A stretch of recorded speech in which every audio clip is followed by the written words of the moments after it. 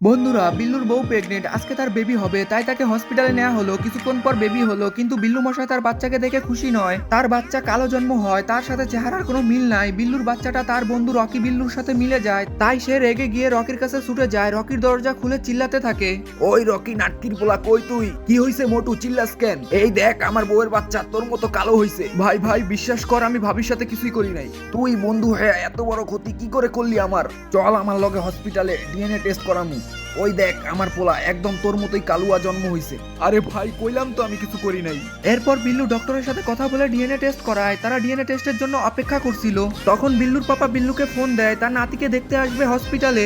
তখনই Rocky DNA test হাতে নিয়ে খুব খুশিতে বিল্লুর দিকে আসতেছিল আর বলতেছিল, এই দেখ বন্ধু, ডিএনএ টেস্ট তোর সাথেই মিলে গেছে, আমি ভাবির সাথে কিছুই করি নাই, এটা তোরই বাচ্চা।